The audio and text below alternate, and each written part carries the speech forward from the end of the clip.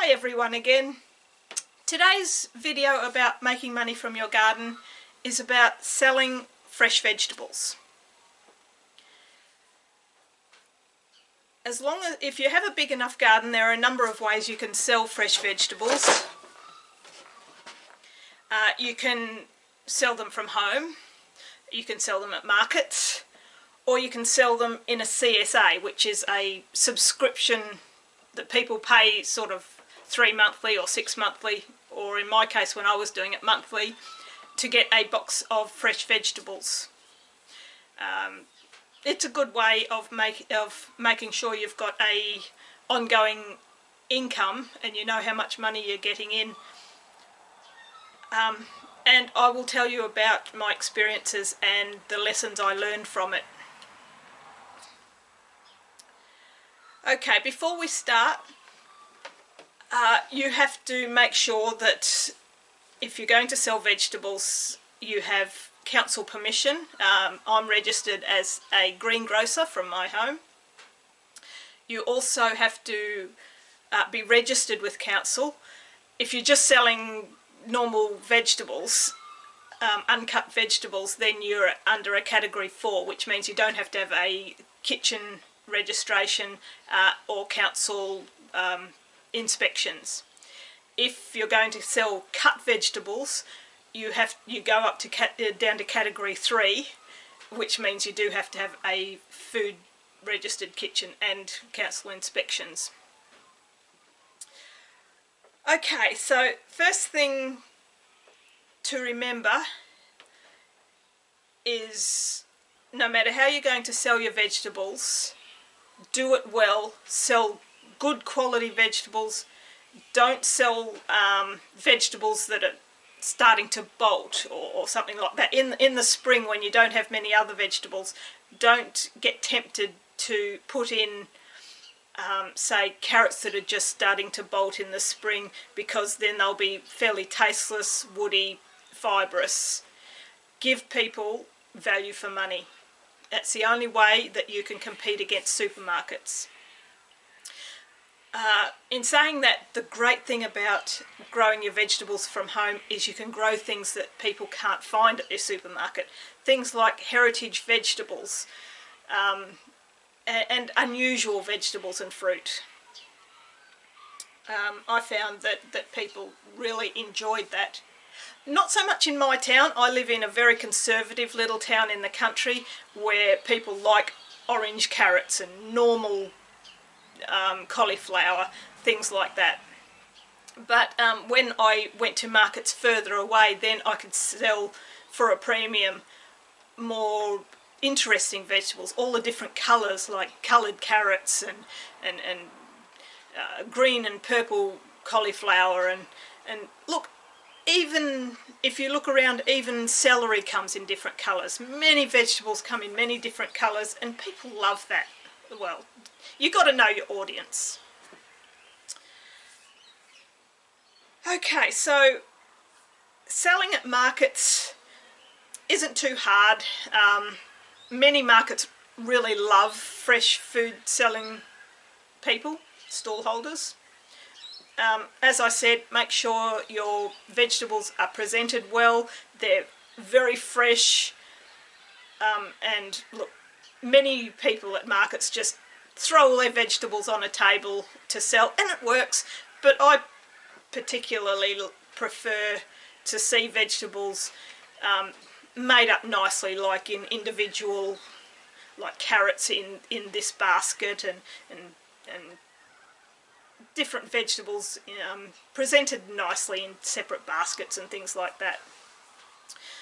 So as selling from markets is fine, but what I really want to get into today is CSA, which is, as I said, the subscription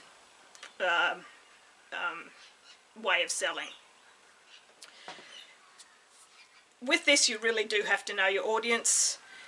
Look up, there's plenty of information on different ways of doing your CSA on the internet. Just look it up. With my way, I live in a small country town, as I said, so I was selling 3 different sizes of subscription. Oh, and before I start, I used to use these plastic, well actually a slightly smaller version of these plastic containers because they're just so easy for people to use. I'd take their vegetables to their house. I delivered it with my CSA, and then the next time take a new thing to their house, and the customer would already have the crate ready for me to pick up and rinse out. Often they would rinse them out for me before I picked them up. I like that better than sort of cardboard boxes, and that I find, even though it's plastic, it is more sustainable because these plastic crates last for years and years. You're not using up more resources all the time, and they're just easy to carry around, easy to stack on top of each other. That's just the way I did it. Okay, I really enjoyed doing a CSA, but there are many sort of tips that I can give you if you wanted to go that way. The first is, make sure you set out the way you're going to do it and don't let customers dictate what they want, unless they have specific food allergies or requirements. It just gets really complicated if customers are saying, oh, I'd just rather not have cabbage ever in my boxes, can you swap it with something else? Or I don't want a box this week, can you hold it so that I have an extra box next time? Things like that just make it complicated, and it just is really, really bad for business. If somebody doesn't want their box that they've paid for, then either they give them the choice of giving it to friends or family, or you can donate it. Let them tell you that you can donate it to your local homeless shelter or something, or food bank. Okay, another tip is grow more than you think you'll need. Even twice as much. There will always be times when something isn't ready when you expect, or a pest has eaten them, or you've had a crop failure. And grow more variety than you think. I always made sure that I had 10 different products in my box at a time, but it wasn't always my vegetables. My customers really, really liked it because every box I added something from another local small business. Like I would go to the bakery, and that week's box would contain a breadstick or a loaf of fancy bread. Or maybe if I'm going to a market selling vegetables, I would go to the local jam or honey seller and buy some little pots of their product to put in the next box. Things like that really make your box stand out.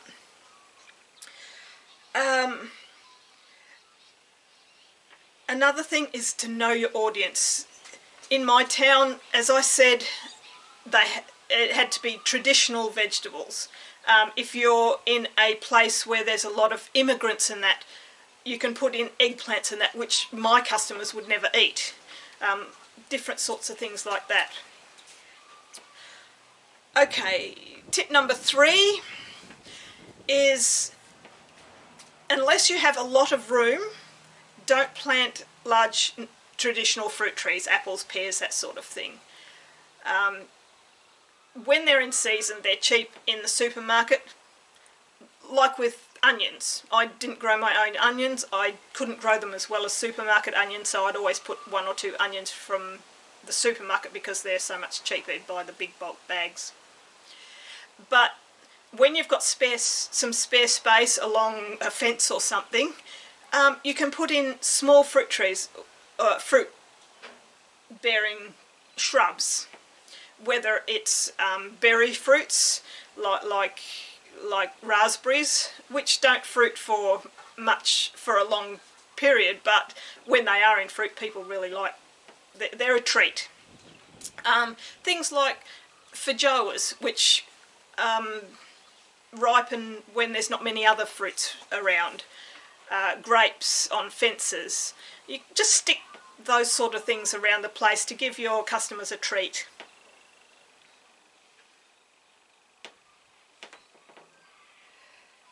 Okay, tip number 4 is, well, basically what I said about giving people value for money, making sure that your vegetables are really good quality and you give them a good amount. I found that because I live in a retirement town, a lot of my customers are single people. They only want a small box of vegetables. So I made 3 sizes: a single box, a box that was suitable for 2 or 3 people, and a family box. I mostly sold single boxes, but it's good to have a range to suit different people. Okay, tip number 5 is don't go organic.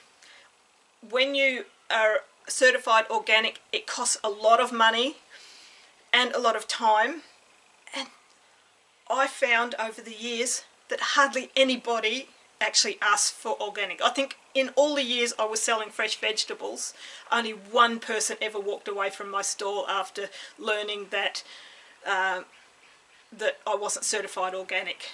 Some people will ask, they'll say, are you organic? And I'll say, no, but I'm not certified organic, but I don't use herbicides and pesticides, but I do use artificial fertiliser.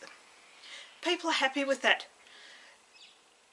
If you're organic and you're trying to make a premium on your vegetables and it's going to be much more expensive than supermarket vegetables, then the first time somebody doesn't have enough money, or is it just a bit tight when your subscription renews and they stop and go to the supermarket, they're not going to come back. It doesn't matter how fresh and beautiful your vegetables are, if you're not competing with the supermarkets, then people are going to keep not renewing their subscription. And yeah, so make sure that you can be a little bit more expensive, but don't think that your vegetables are so much better than everyone else's that you can charge a huge price and people will pay.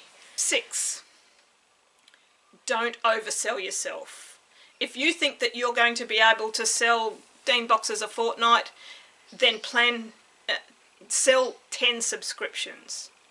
For the first year or 2, things are going to be up and down and you won't know exactly how much you're going to be able to provide, and you don't want to be providing less than you thought you'd be able to. It's much better to have some leftover vegetables than to be scurrying around trying to find things to put in the boxes and having to go to the supermarket to buy things to put in because you don't have enough. Which brings me to the next tip, is plan ahead. Summer, autumn, you've got heaps and heaps of vegetables to put in your boxes. In winter, that's fine. Make sure you've planned for your winter vegetables. You've got plenty of root vegetables and brassicas. The hardest season is spring. That's when your winter vegetables are starting to bolt, so you can't put them in your boxes, and it's too cold to grow vegetables well, so you'll mostly have just small leafy vegetables. So if you plan ahead, you'll be able to store some stuff for spring, or look around for things that will grow quickly in spring. Okay, and my last tip, damn it, I can't think of the next tip I had. If I remember it before I put the video on, I'll just write it down here. That'll teach me for not making notes. Okay, so to sum up, make sure you know all your regulations for selling and you comply with all the rules. Give your customers value for money. plan ahead, make sure your vegetables are fresh and freshly picked. Which reminds me to tell you that selling your own vegetables is not as easy as it seems to suggest. If you're selling a lot of vegetables, you'll find that it's taking a lot of time the day or the night before to prepare those vegetables. The picking and preparing and bunching and packing just takes a lot of time, so be prepared for that. And if this is the way you want to make some money from your garden, I wish you all the best, and thank you very much for watching. See you next week.